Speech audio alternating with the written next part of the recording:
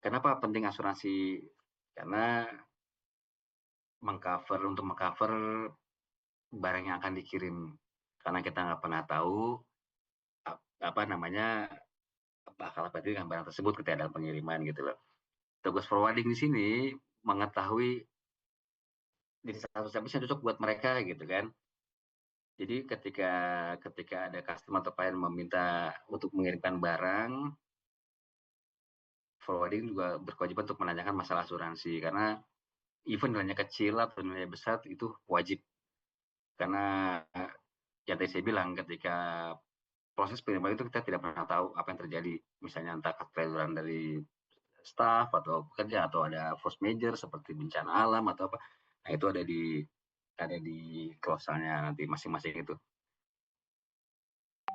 Itu ada analis risiko pengiriman, pencocokan hasil dan kargonya, terus kemudian apa hasil kargo apa yang akan diberikan.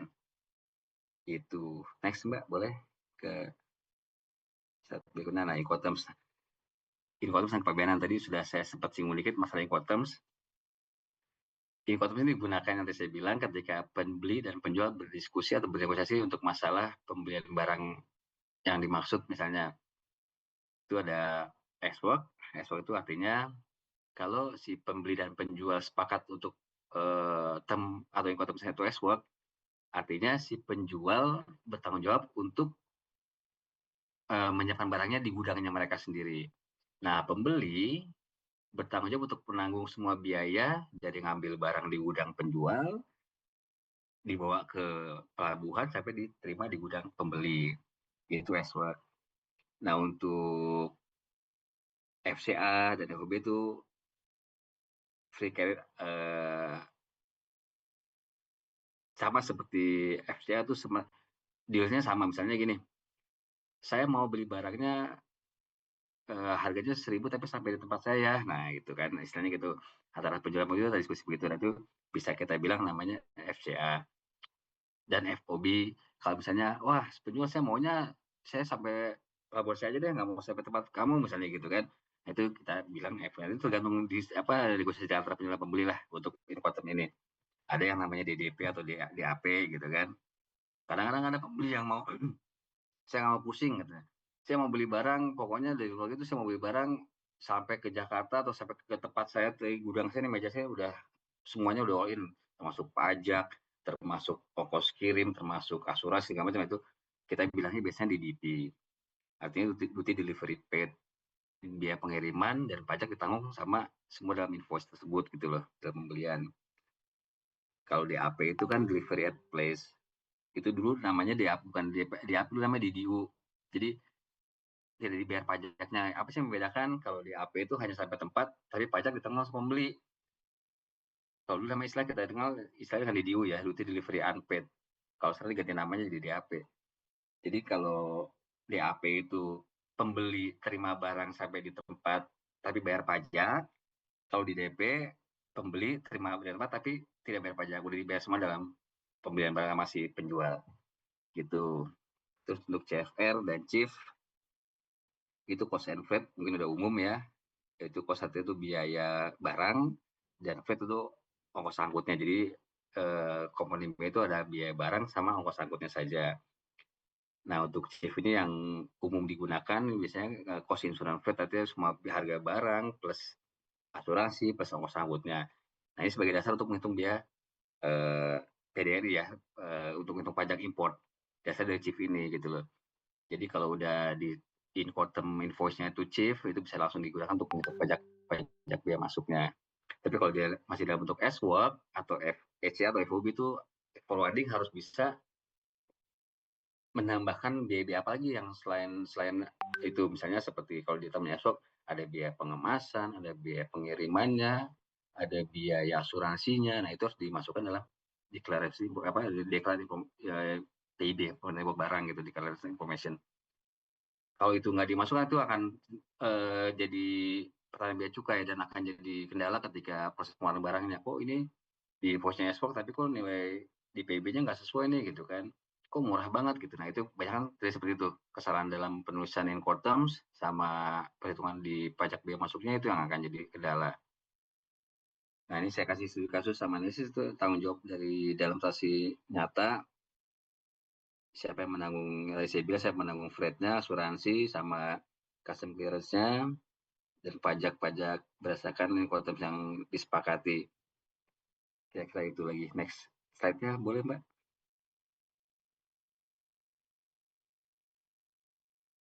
Eh, kasus praktik. Mungkin di sini ada yang mau tanyakan dulu nggak kira-kira? Dari tadi, apa namanya tuh, Incoterm sama asuransi, kalau ada Baik, yang mau silakan teman-teman. Kalau ada yang ingin ditanyakan, ini menarik banget nih, apalagi tentang asuransi ya Pak ya. betul. Heeh, mungkin oh ini udah ada yang ingin bertanya Pak. Selin, silakan Selin. Halo, Halo, selamat malam, Pak. ya malam, Mbak. Saya Selin, Pak, dari LPIC Malam. Mhm, Saya mau bertanya tentang yang ini sih, Pak. Multimoda tentang pemilihan incontrum gitu, Pak. oke. Sama kalau boleh satu lagi tentang demurrage. Saya, Gimana tuh? pertama sih tentang inilah intermodal dulu kali ya, Pak ya. Gimana gimana? Dari sisi Bapak sebagai freight forwarder, mungkin pasti customer pengennya punya pemilihannya ya pengiriman yang cepat. Betul, Dia punya saran tentang carrier ataupun pemilihan kontainer kayak gitu. Mungkin dari yang pernah Bapak jalani sebagai freight forwarder, apakah eh, pernah mengikuti saran dari customer untuk kebutuhan yang sesuai dengan customer tersebut, atau memang ada pilihan-pilihan tertentu yang memang harus dari freight forwarding sendiri untuk menentukan intermodalnya penggunaan moda baik air freight ataupun sea freight gitu, Pak.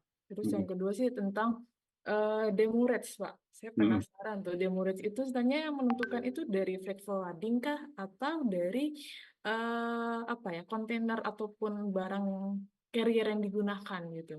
Mhm, Karena saya tahunya kalau demurrage ini kan tiba-tiba ada yang 14 hari, ada yang betul 7 hari, apalagi kalau betul. kontainernya loose cargo.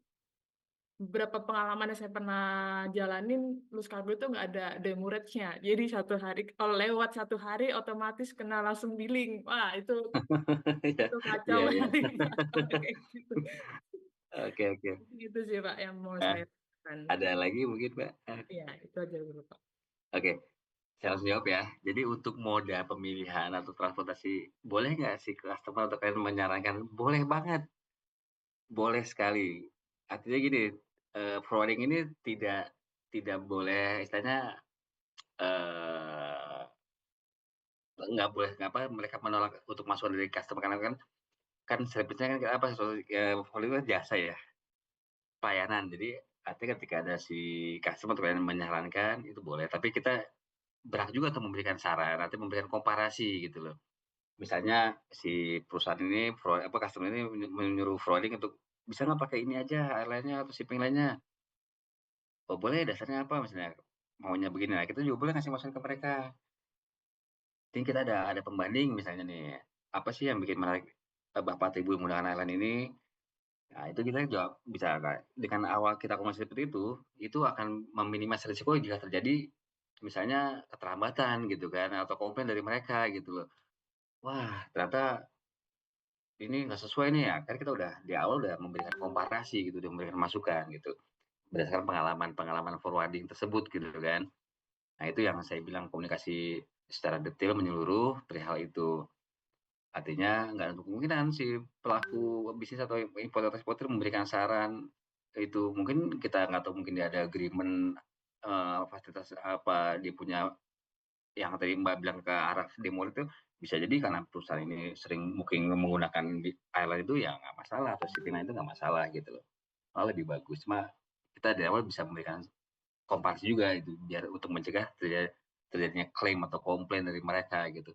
Itu satu, untuk pilihan modal. Untuk air freight apa sebetulnya kembali kepada kebutuhan dari customer atau klien. Yang tadi saya bilang, saya pernah punya pengalaman ketika milih moda air freight, padahal itu heavy equipment dengan berat hampir berapa ton gitu kan, dimensinya besar sekali, cuma karena customer atau klien membutuhkan barang itu untuk nyampe dalam waktu 3-4 hari, ya mau nggak mau saya kirim pakai udara gitu, dengan konsekuensi biayanya makin tinggi, tapi kita komit gitu, 3 hari 4 hari pasti akan nyampe gitu kan. Nah itu, jadi, yang saya bilang tadi komunikasi itu penting sekali di dunia forwarding, bis forwarding itu karena kita dasarnya kan jasa ya, memberikan pelayanan, jadi harus seperti itu. Nah terkait demo rate, tadi yang kan demo itu saya membentukkan, sebenarnya demo itu adanya dari pelayaran. Forwarding hanya bisa meminta kepada pelayaran, mewakili pemilik barang ya, customer atau klien itu untuk meminta yang paling, lama demo rate-nya, free time-nya sorry, minta paling free time-nya. Kenapa? Karena itu kan service kepada customer atau klien kan, ketika klien dapat dapat free time yang panjang, pasti mereka akan senang gitu kan. Nah, kenapa itu ada demo rate? Karena pelayaran itu kan mempunyai kontainer, nggak diam tempat gitu, artinya dia butuh untuk pindah ke digunakan lagi untuk ke sana atau kemari. Nah, mereka biasa menghitung itu untuk berapa sih yang diberikan kepada customer nih, kepada klien atau forwarding nih dari pemilik kontainer. Jika kontainer tersebut kosong di negara tersebut, di negara tujuan atau negara tersebut, mereka akan memberikan demo tuh lebih sedikit waktunya. Karena kenapa? Biar si pelaku, bisnis atau importer atau forwarding segera mengeluarkan konten tersebut untuk diproses gitu loh.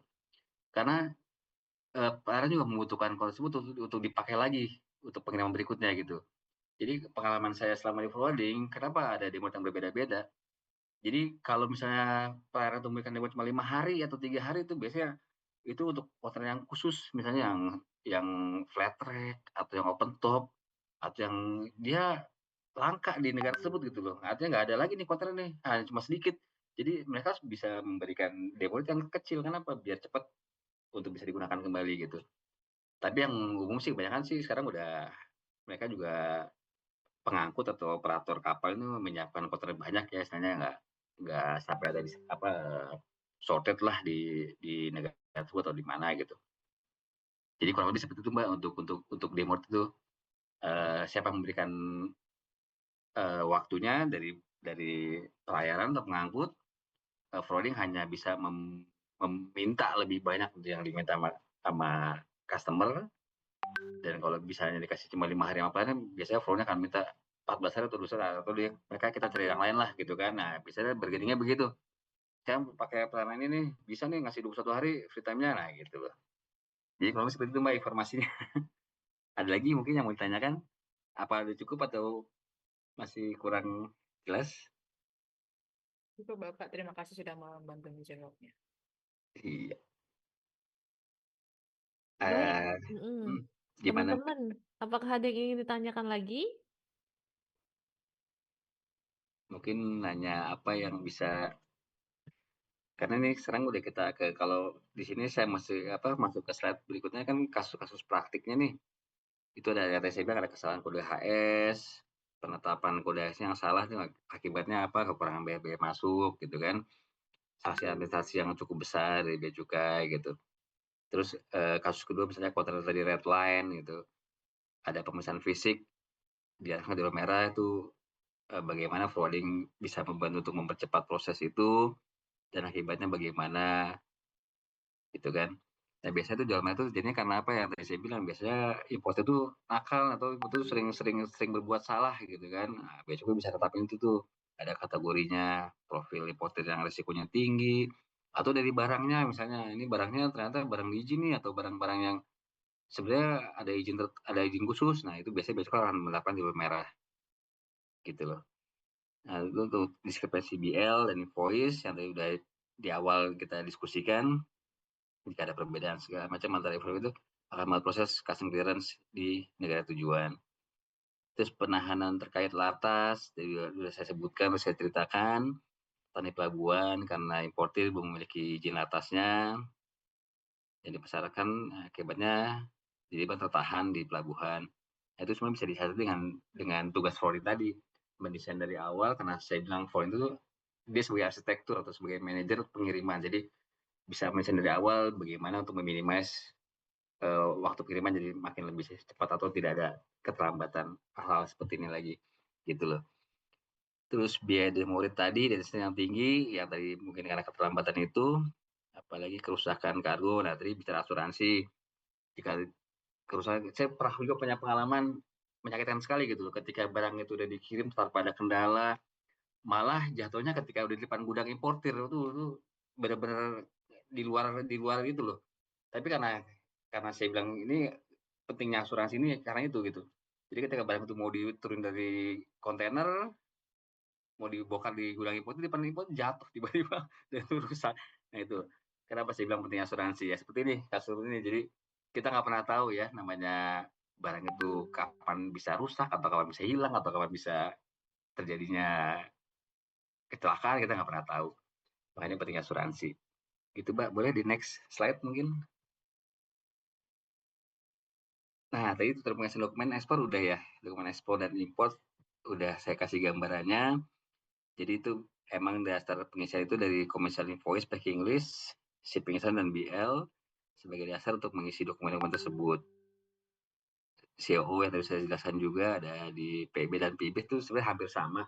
Cara pengisiannya nggak beda jauh dan memang sama formatnya. Dasarnya itu BL, invoice packing list, BL atau EB lah packing list, COO atau ada izin khususnya misalnya ada izin atasnya, nah itu bisa dimasukkan langsung dalam dalam modul dalam format PB. Nah, di sini capaian modulnya kenapa setelah misalkan modul ini, saya berharap nih teman-teman atau bisa rekan-rekan bisa mendapatkan ekspor dan impor itu secara lengkap ya dan benar. Artinya mungkin nanti bisa bisa dilatih ketika dapat dokumen atau dari dosen yang memberikan contoh dokumen bisa dicoba dimasukkan secara ini. Nah, saya sebenarnya mau ngasih sedikit CSA tapi gimana caranya nggak bisa di share screen gimana di sini cara-cara Oh, input. atau mungkin Bapak yang mau share screen gimana, Pak? Boleh nih saya kasih contoh ya. Saya Iya, kasih contoh ini dulu silakan deh. Bapak. Kasih Mhm. contoh INSW High Code dulu. Baik, silakan Sebentar. Bapak. Sebentar. Saya kasih contoh INSW tuh nyari High Code ya. Saya share, saya buka.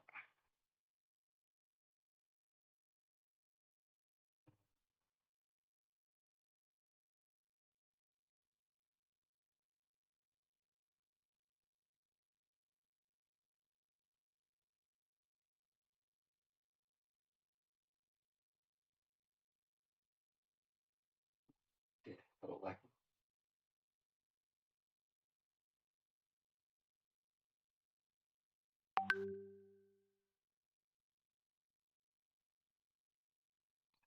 Hmm,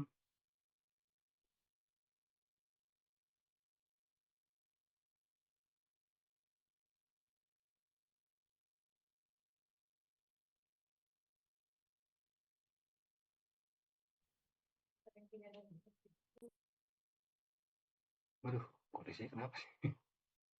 Gimana, Bapak? Wah, Mbak, kondisi saya nggak bisa ngebuka ini nih, Mbak. Nggak bisa buka Oke. website jasa sama INSW nih, kenapa? Oh iya, mungkin Jaringan mungkin ya, jaringan, jaringan ya. Bisa Pak. jadi ya. Heeh. Nah, Karena memang biasanya iya Atau jaringan. nih. mungkin ini, Pak, kita lanjut materi dulu mungkin, Pak? Boleh, boleh. Boleh, Heeh. Mbak. Nanti, kalau ada waktu lagi mungkin bisa Boleh. kita buka di Caisanya Siap. lagi gitu, Mhm. Pak, ya? Begitu ya? Oke. Sekarang kita masuk ke tadi tutorial ya modul 13 tutorial Iya, mengenai betul, dokumen Pak. ekspor dan impor. Jadi udah saya kasih gambar paparan pembuatan impor barang keluar dari kawasan pabean delivery order DO. Nah DO itu kan yang melakukan dari pelayaran ya sebagai bukti kalau pemilik atau forwarding udah bisa mengambil kontainer di pelabuhan gitu loh.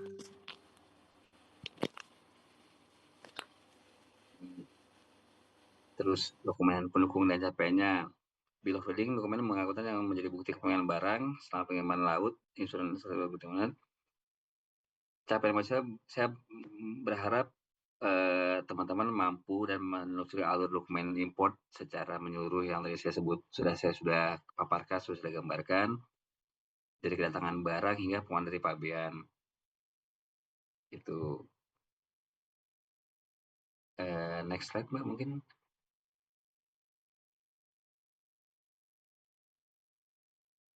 Modul 14. Simulasi FF end to end. Jadi peran simulasi yang tadi saya sudah paparkan itu eksportir, importir, freight forwarder, PPJK, shipping line, dan custom officer.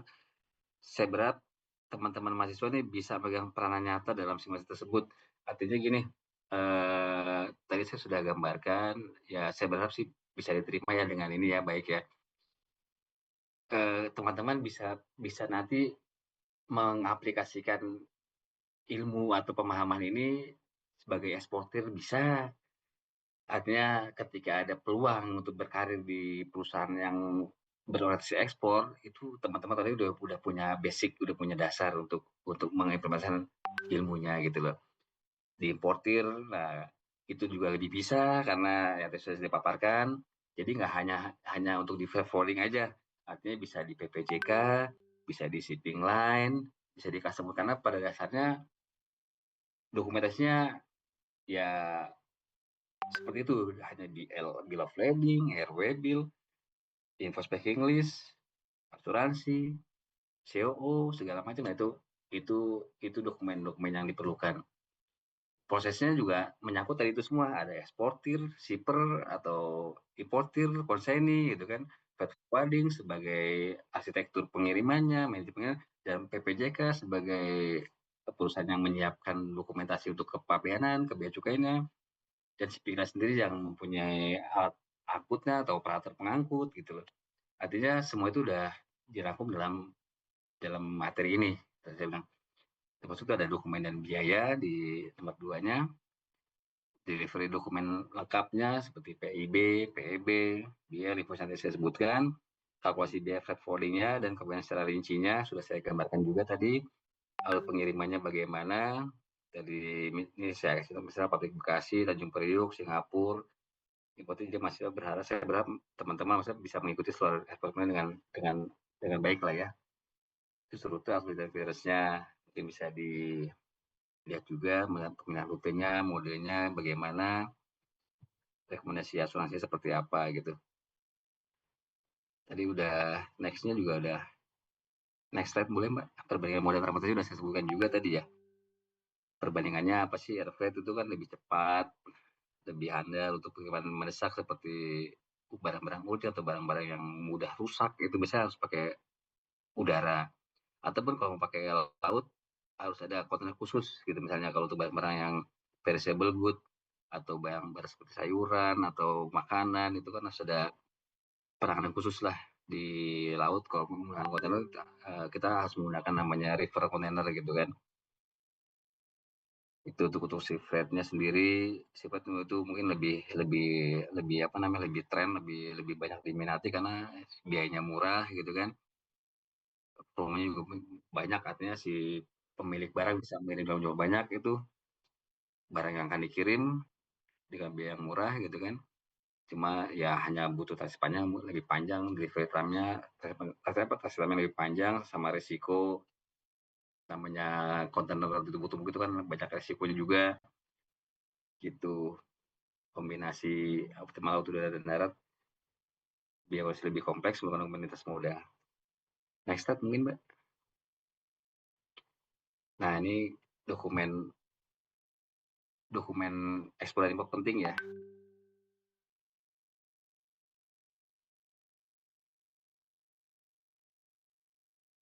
Mbak, udah tuh boleh di next slide ya. Nah, ini diagram ya, diagram alur tadi sudah saya jelaskan juga. Alur end to end pengiriman transfer dari supplier hingga konsignee mencakup 5 tahap utama. Yang pertama first mile, pick up dari pabrik atau supplier atau penjual. Terus proses SI di sini ada, tracking domestiknya disiapkan, konsolidasi kargo di gudang FF forwarding. Kalau dia itu dalam bentuk LCL, itu kita forwarding menyiapkan namanya konsolidasi kargo, artinya menyiapkan satu kontainer kosong untuk diisi sama beberapa pemilik barang yang berbeda-beda. Dan dibilang konsolidasi kargo di gudang FF. Nah, itu origin handlingnya itu ada stocking kontainer kalau emang satu pengiriman itu dari satu kontainer satu pemilik, pemisahan dan penimbangan barang, pengurusan PIB dan NPE, ekspor di bea cukai. Main carriage-nya apa sih? Muat ke kapal, pesawat, ya kan, kita komunikasi dengan ocean freight, transit port bila ada. exception handling-nya, kita berikan informasi arrival notice kepada konsinyee, kepada pemilik barang, membantu proses pengurusan PIB dan custom clearance-nya. Nanti itu ada proses green line-nya atau yellow line, red line. Kalau yellow line mungkin jalur kuning ya, tapi itu sekarang udah jarang terjadi. Itu kalau jalur kuning tuh mungkin lebih sedikit bea cukai itu hanya meminta dokumen pelengkap. Artinya apa yang udah disampaikan sama importir atau pemilik barang, bea cukai masih belum yakin dengan dokumennya, dia akan meminta dokumen pelengkap. Makanya dibilang di sini yellow line, jalur kuning gitu loh. Kalau green line kan jalur hijau langsung barang bisa keluar, kalau red line kan pemesanan fisik barang. Jadi itu sih yang membedakannya. Terus jadi SPPB, terus istilahnya surat pemberitahuan pengeluaran barang.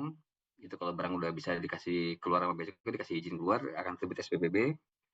Delivery yang tadi saya bilang itu dikeluarkan oleh pelayaran, artinya barang sudah bisa dikeluarkan dengan menggunakan delivery order dari pelayaran. Nah, stripping container itu memisahkan antara, karena yang tadi saya bilang di awal, forwarding menyediakan consolidated cargo di gudang FF, satu kontainer isinya berbagai macam barang milik macam-macam milik barang, ada beberapa konsinyee misalnya. Nah, itu stripping container itu fungsinya itu, jadi ketika barang sampai di pelabuhan tujuan, contoh di Indonesia, itu tugas forwarding itu memisahkan barang tersebut untuk dimasukkan dalam gudang. Nggak mungkin satu kontainer itu dimasukkan dalam gudang semuanya, karena bea cukai juga butuh untuk memeriksa semua barang tersebut kan, nggak mungkin, karena kan miliknya macam-macam nih. Ada konsinyernya PTA, PTB, PTC, nah itu dia yang dibilang stripping container. Last mile tracking seperti biasa dari pelabuhan ke gudang importer, sebaliknya itu saat terima kargo dan proof delivery, bukti pengiriman barang. Itu aja sih. Terus daftar dokumen yang penting. Next step boleh Mbak, next step-nya ini yang sudah saya jelaskan, ada invoice. Jadi si invoice ini diterbitkan oleh si importer atau eksportir. Dia isinya mencantumkan nama barang, jumlah nilai barang, harga dan nilai transaksinya. Packing list-nya isinya bisa berupa kemasan, jumlah kemasan, beratnya, dimensi, nomor kemasan. Fungsinya untuk apa? Untuk mengindikasikan untuk pemeriksaan juga. Bill of lading dari isinya yang tadi saya bilang ada nama shipper, nama pengirim, nama penerima, sebagai bukti kontrak pengiriman, artinya itu udah sah, udah siap untuk diangkut, udah siap untuk dikirimkan, dan sebagai barang bukti untuk kepemilikan barang tersebut. PIB, pemerintahan barang, tadi sudah jelaskan juga, dokumen pemerintahan barang. PIB juga sudah saya jelaskan juga. COA juga, serial forwarding itu fungsinya untuk mengurangi membebaskan biaya masuk lah ya, kalau dalam import, dan sebagai dokumen penting, mengindikasikan kalau memang barang tersebut dikirim dari negara tersebut gitu loh. Artinya bukan barang dikirim dari negara lain gitu kan. Asuransi juga sudah saya jelaskan juga. Tuh. Next slide mungkin Mbak. Nah, ini rangkuman kunci nanti praktiknya nih, saya mau berikan sedikit untuk akses dokumen. Tadi saya sudah jelaskan panjang lebar. Jadi kalau dalam forwarding itu pastikan semua dokumen itu ekspor itu harus lengkap. Artinya jangan sampai ada yang kurang dan yang tidak sesuai gitu loh. Karena kesalahan aja pada invoice, BL atau PIB itu dapat menunjukkan denda, klaim, komplain, penundaan atau penanganan barang di bea cukai. Nah, yang kedua ini kepatuhan regulasi. Forwarding harus bisa juga mengikuti regulasi yang ada di Indonesia. Artinya nggak cuma di Indonesia, di luar negeri juga harus memahami juga sedikit aturan tentang di sana. Karena untuk mencegah jangan sampai barang itu akan kembali ke Indonesia ketika diekspor gitu kan. Dan forwarding juga bisa memberikan kepatuhan kepada pelaku usaha atau stakeholder bea cukai seperti importer atau eksportir, memberikan edukasi tentang latas, HS code yang tepat, terus strategi impornya bagaimana supaya berjalan dengan lancar dan rapi, dan rasa aman yang diterima oleh klien gitu. Nah, yang ketiga ini komunikasi yang tadi sangat penting sekali, karena kita forwarding itu bisnis pelayanan, jasa pelayanan, jadi harus bisa komunikasi dengan aktif dengan shipper, dengan konsinyee, dengan shipping, dengan airline, dengan PPJK yang custom broker gitu, dengan regulator bea cukai dalam hal ini, dengan kementerian terkait. Nah itu fungsinya forwarding, harus bisa berkoordinasi. Makanya saya bilang forwarding ini udah mencakup semuanya. Artinya banyak ilmu yang didapat di sini dan ya sangat menarik lah buat kita gali lebih dalam lagi. Nah, terus P3C risiko asuransi juga untuk melindungi kargo yang tadi saya sudah ceritakan juga pengalaman saya sama kenapa penting sekali untuk asuransi tersebut gitu. Karena sebagai syarat utama juga dan sebagai menghindari resiko yang besar buat pemilik barang. Jika terjadi kerusakan, pencurian atau apalah, kerusakan yang sangat ini fatal misalnya. Kurang lebih seperti itu, Mbak. Next, atau mungkin ada yang mau tanyakan nggak? Kayaknya udah ya, langsung ini aja kali ya. Nih, saya langsung ke peluang karir nih di freight forwarding dan kemudian tuh saya tadi jelaskan juga di slide halaman 25 bahwa karir di freight forwarding tuh dan kemudian tuh sangat banyak. Artinya kalau saya dulu punya prinsipnya gini, kalau ekspor itu masih tetap berjalan, otomatis negara itu kan terus berkembang kan. Kalau ekspor itu tidak ada kegiatan, artinya negara itu udah tidak bisa bernapas lagi sebenarnya begitu. Dan saya juga dulu pernah prinsip gini teman-teman, ketika saya dulu bekerja pertama kali di forwarding itu, ilmu saya masih sedikit, masih belum ada sama sekali gitu kan. Masih pikir gini, wah saya bekerja, anggapnya saya belajar praktek di forwarding, tapi saya dibayar, dapat duit gitu. Jadi saya yang bikin macet saya untuk menggali bilang apa sih forwarding, apa sih supply chain, apa sih regulasi, apa sih begini. Itu kan saya pikir gitu, wah saya mau tahu lebih dalam, tapi saya dibayarin sama perusahaan kan gitu. Itu kalau saya pribadi gitu. Saya harap sih teman-teman juga bisa begitu ya, jadi memicu untuk ya mengembangkan ilmunya di dalam dunia forwarding atau pabeanan atau eksportir atau importir banyak pilihannya. Sebagai staf PPJK juga bisa, sebagai forwarding staff juga bisa, nih logistik koordinator juga bisa, ekspor officer juga bisa, di prospek industri yang tadi saya bilang. Jadi peluangnya itu banyak sekali kalau kita memahami tentang kepabeanan, kita memahami tentang ekspor impor gitu loh. Next ke slide berikutnya Mbak. Jadi review capaian dari pelajaran saya kerja ini saya bikin di pemetaan modul kompetensi. Jadi ada 14 modul tadi sudah mencakup seluruh kompetensi utama kepabeanan, dokumen ekspor dan impor, pemilihan moda, ketentuan biaya asuransi kargo and simulasi end to end. Jadi saya merancang ini untuk membangun kecakapan teknis dari teman-teman semuanya gitu loh. Saya berharap teman-teman juga bisa punya analisis yang tajam dan relevan dengan dunia kerja logistik internasional ke depannya mungkin. Gitu. Jadi terapkan ilmu yang dipelajari melalui magang di perusahaan freight forwarding, PPJK Ekspor Import. Jadi manfaatkan simulasi yang sudah ada, studi kasus yang sudah ada sebagai nyata industri logistik secara global karena terus berkembang. Kalau dulu ada istilahnya, bukan dulu ya, sekarang mungkin ya, one stop logistik solution yang saya bilang, ini saya mau juga berharap dari teman-teman itu akan bisa dengan mendeliver informasi ini jadi tenaga profesional ke depannya gitu loh. Siap bersaing di pasar kerja inilah internasional. Saya kemarin sempat ngobrol sama teman-teman juga kan, kita juga ada ini Bu Aulia ya kalau nggak salah sumber daya manusia. Di barang ada namanya supply chain management untuk barang. Nah saya lagi mikir Bu, ada nggak Bu di manusia ini supply chain human gitu loh Bu. Jadi kita mendesain teman-teman di mahasiswa ini untuk bisa seperti itu Bu, dari hulu ke hilir jadi gitu. dengan model begini Bu ya. Insya Allah bisa, Pak. Iya, itu bagus banget tuh Bu. Jadi pola-pola gitu ya sama lah kalau saya pikir ya. Betul, Pak. Jadi Insya dengan Allah belajar bisa, teknik Pak. iya. Jadi Ya udah mungkin siap ya siap Bu Sinta siap ya, ini. dari SDM Bu, dari sumber daya manusia ya Bu. Iya, Iya. Mhm. iya Pak. Kan ada tuh Bu ya, ada yang namanya supply chain management Bu, tapi ini kan saya mau bikin supply chain untuk human gitu kan. Gimana caranya biar teman-teman mahasiswa biar langsung siap Iya, pakai gitu, bisa. siap terjun di lapangan gitu ya. Betul sekali, Pak. Oke, itu aja dari saya Bu. Next slide-nya terima kasih saya ucapkan. Mudah-mudahan materi yang saya berikan bisa bermanfaat buat teman-teman mahasiswa, buat teman-teman yang lain juga. Saya kira cukup saja. Wassalamualaikum warahmatullahi wabarakatuh. Waalaikumsalam Waalaikumsalam. warahmatullahi wabarakatuh. Baik, terima kasih Pak Arif. Mungkin kita ke sesi tanya jawab sebentar ya Pak. Mungkin masih Boleh, ada teman-teman yang ingin bertanya. Boleh boleh. silakan teman-teman. Mungkin ya 3 pertanyaan boleh silakan. Raise hand dulu.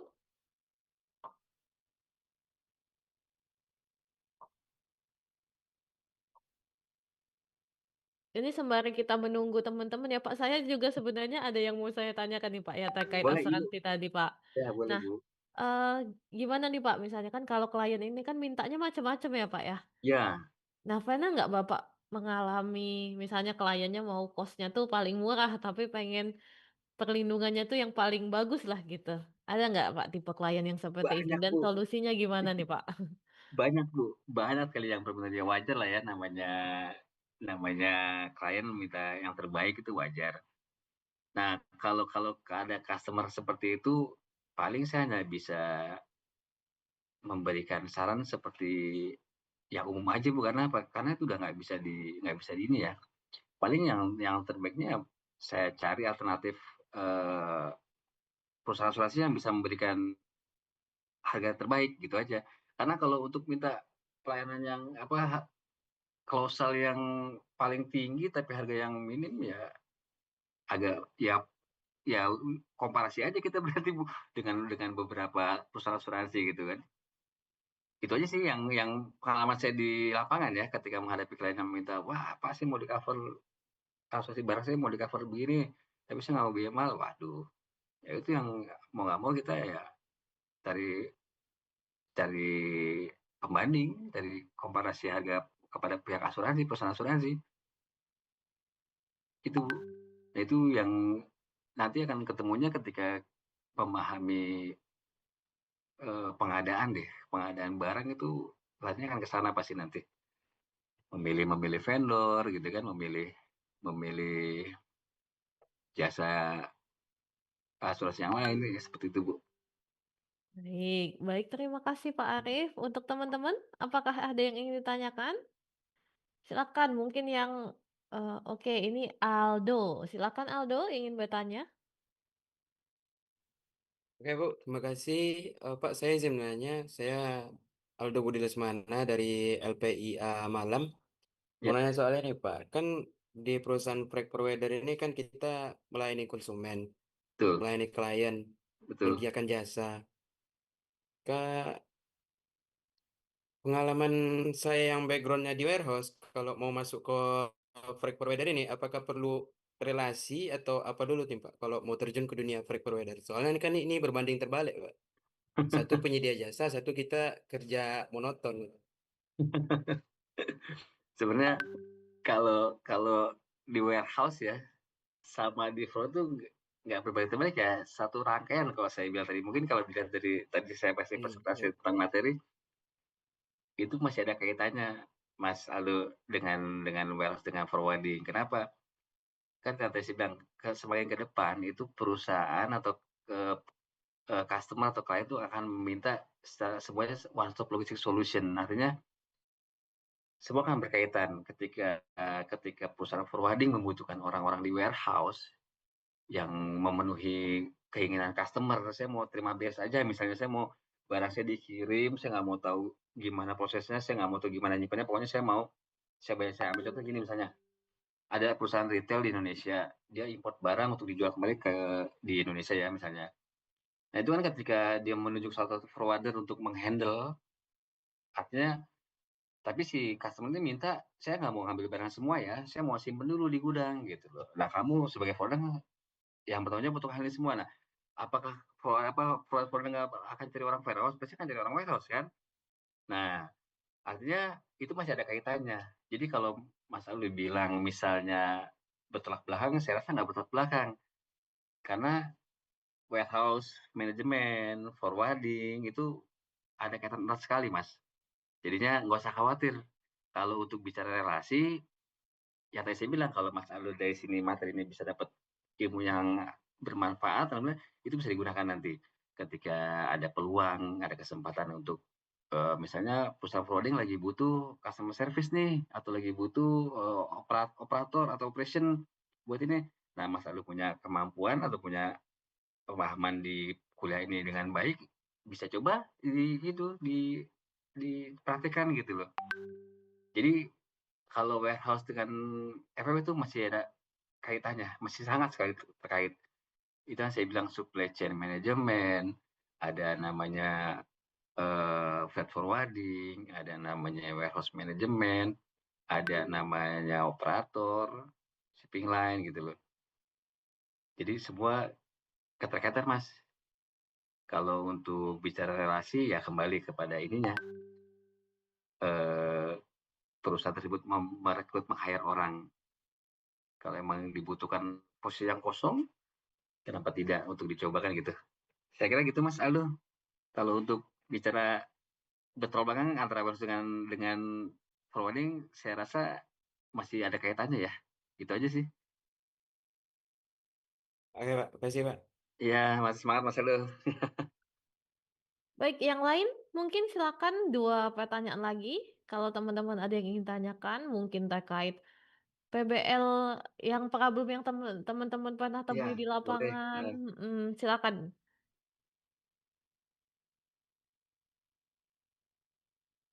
Kebetulan ini, kita juga ada ini Pak, kelas teman-teman yang sudah bekerja seperti saya linin Hmm, tadi, itu kan udah iya, iya, iya. bekerja di logistik juga gitu Pak. Jadi mungkin banyak yang menanyakan yang mereka temui di Iya, pekerjaan juga kali ya Pak ya? memang memang ilmunya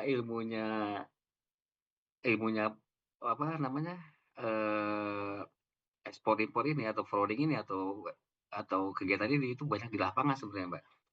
Jadi, teori yang kita dapat ini sebagai dasar aja gitu loh. Kan dia hanya berupa paperwork sama informasi-informasi yang terkait diberikan sama dosen. Tapi justru di lapangan tuh lebih complicated. Kenapa? Ya dari regulasi yang ada kan kita juga, banyak menemukan misalnya hari ini aturannya A nih, tiba-tiba pemerintah bikin kebijakan baru, berubah aturannya. Nah itu kalau kita nggak cepat menyesuaikan itu akan ketinggalan gitu loh, karena ketinggalan zaman itu, pokoknya ketinggalan prosesnya gitu. Ya tadi saya bilang, kenapa kenapa, kegiatan ekspor-impor ini atau forwarding ini banyak banget bisa kita dapatkan ilmunya, yang saya memang saya nggak pernah berhenti tuh. Saya masih senang banget tuh, malah saya mau menggali lebih dalam lagi nih, tentang kegiatan ekspor-impor ini atau forwarding ini, Mbak.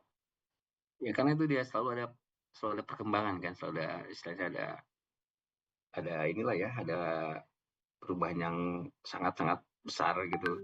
Kita nggak pernah tahu untuk ke depan, proses clearance atau proses, pengeluaran barang di bea cukai cuma 10 menit, kalau selang 1 minggu atau 5 hari, besok kita nggak pernah tahu, bisa aja cuma 10 menit. Barang nyampe bisa langsung keluar kan gitu, Pak. Ya seperti itulah kira-kira. Iya, betul, setuju sekali Bapak. Apalagi ya ekspor impor ini kaitannya banyak banget ya Pak, isu-isu global segala macam ya Pak, Betul, betul. betul. Jadi luas cakupannya. Mhm. Mhm. Baik, mungkin, dari teman-teman cukup ya, nggak ada yang ingin ditanyakan. Nah, baik Bapak, oh ini ada yang mau bertanya lagi Pak, Boleh 1 lagi ya mungkin ya Pak ya? boleh silakan, Silakan Mbak. Gaby.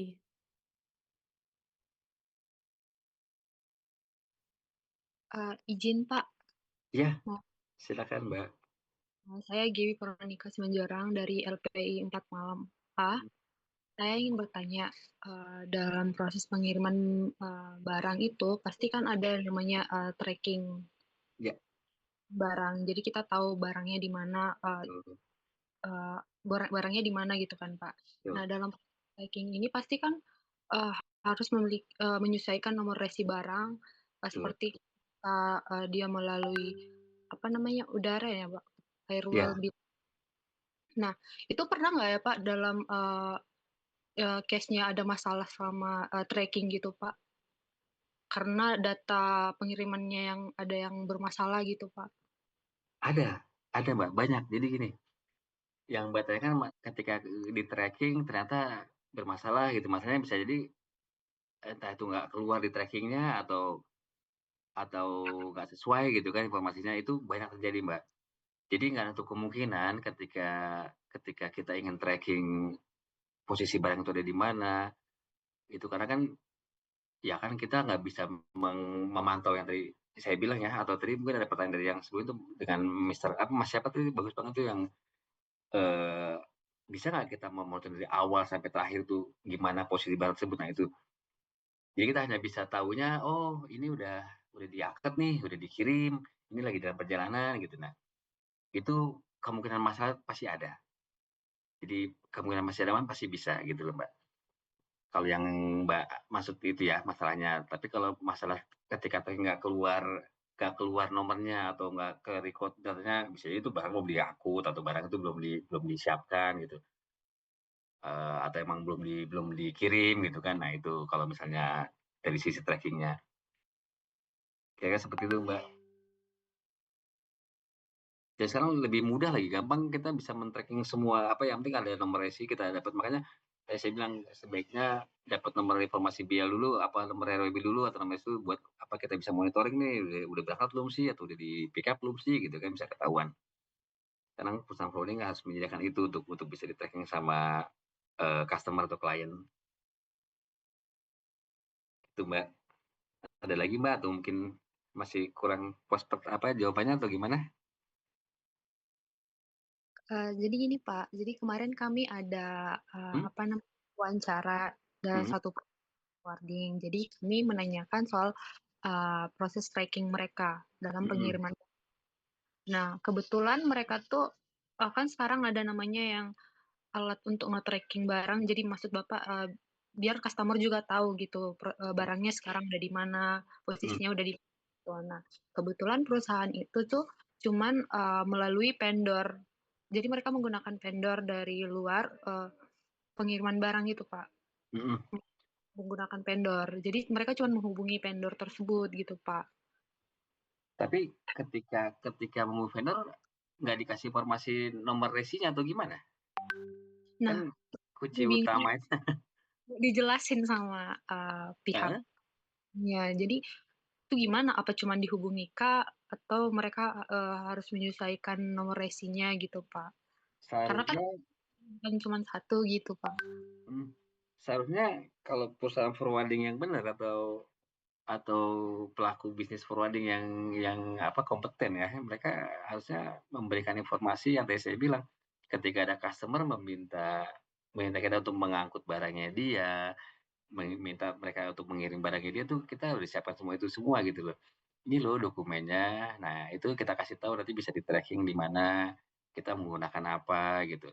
Kecuali gini, kan ada nih beberapa forwarding yang misalnya saya punya forwarding A, terus Mbaknya punya forwarding B, Mbaknya nggak punya slot atau nggak punya space ke pelayaran C misalnya, yang punya saya. Nah Mbaknya pakai jasa saya nih, vendor lagi kan. Nah, mungkin sebetulnya bisa jadi, artinya nggak mau dikasih tahu lah, karena kan hubungan saya sama pelayanan langsung, biar ya itu bisa sebenarnya sih hanya bicara bisnis ya, biar nggak ketahuan dapurnya istilahnya begitu kan. Nah itu gambarannya, tapi kalau langsung customer atau klien, ya seharusnya forwarding bisa memberikan semua informasi yang diminta, kecuali kalau yang tadi saya bilang, kalau, forwarding ke forwarding lagi, kan ada tuh banyak tuh forwarding yang punya yang dia perusahaan forwarding nih, tapi dia nggak punya kerjasama sama pelayaran A misalnya nih yang banyak space-nya atau banyak rutenya atau banyak schedule-nya. Nah, ini mau nggak mau kan pakai perusahaan forwarding yang punya link ke sana gitu loh. Nah, itu yang saya bilang, mungkin hanya informasi yang ini yang dikasih karena biar nggak bisa langsung komunikasi gitu. Itu lebih pada ke bisnis sebenarnya, lebih pada ke ya inilah dapurnya perusahaan forwarding tersebut gitu loh, Mbak. Kira-kira seperti itu gambarannya, Mbak. Ya, Pak, terima kasih, Pak. Ya, terima kasih mudah-mudahan Pak bisa diterima ya kira-kira ya. Pak, terima kasih, Pak. Baik, Lagi? terima kasih Bapak atas waktunya. Mungkin, eee, saya izin untuk nutupnya ya Pak, karena sudah Boleh. hampir 3 Iya jam Mbak, juga. terima kasih Kita banyak agak ya. sedikit Terima kasih overtime. moderator, terima kasih Ibu dosen, teman-teman mahasiswa. Semoga bermanfaat. Insya Allah Amin. semuanya bisa berjalan dengan baik dan lancar. Amin. Mhm. Baik, Semangat terus untuk belajarnya. iya Bapak. Terima kasih banyak ya Bapak untuk waktunya dan Ya, sharing ilmu serta pengalamannya yang sangat-sangat berharga. Insya Allah akan sangat-sangat berguna untuk teman-teman, apalagi amin. kebanyakan teman-teman ini nanti akan magangnya di BPJK, freight forwarder, jadi pasti akan Iya, sangat-sangat berguna, Pak. iya harus itu Mbak. Amin insya Mhm. Allah. Amin. Oke, sebelum saya akhiri, mungkin teman-teman kita foto bersama dulu yuk sama Pak Arif, bisa on cam dulu ya. Kita foto dulu, Bapak. Ya, siap. Oke. Oke, 1, 2, 3. Oke, sekali lagi. 1, 2, 3. Baik, terima kasih. Ini bagus-bagus sekali. Baik, Bapak, mungkin tanpa berlama-lama lagi, Ya. Bu Ayu, apakah mau dikembalikan ke Bu Ayu atau saya yang langsung tutup, Bu Ayu? Langsung tutup aja Bu Dwi Tiara. Baik. Oke, teman-teman, karena waktu juga udah hampir 3 jam, udah malam ya. Jadi, saya akhiri perkuliahan seminar praktisi kita malam ini. Terima kasih sekali lagi Pak Arif atas sharing-nya yang sangat Sama bermanfaat. Ibu. Terima kasih Bu Sinta, Bu Aulia, Bu Ayu, Makasih sama-sama. atas Makasih, Pak. waktunya Ya, juga. Bu, sama-sama. Bapak Ibu Makasih, Bu. dosen, teman-teman. Ya, dan terima kasih juga untuk teman-teman mahasiswa ya atas keikutsertaannya. Oh ya, dan ada Bu Yolanda juga. Terima kasih untuk tim dosen Freight Forwarding dan terima kasih juga untuk teman-teman mahasiswa atas keikutsertaannya dalam acara seminar praktisi ini. Acara saya tutup. Wabillahi taufiq wal hidayah. Wassalamualaikum warahmatullahi wabarakatuh. Selamat malam Salam. semuanya.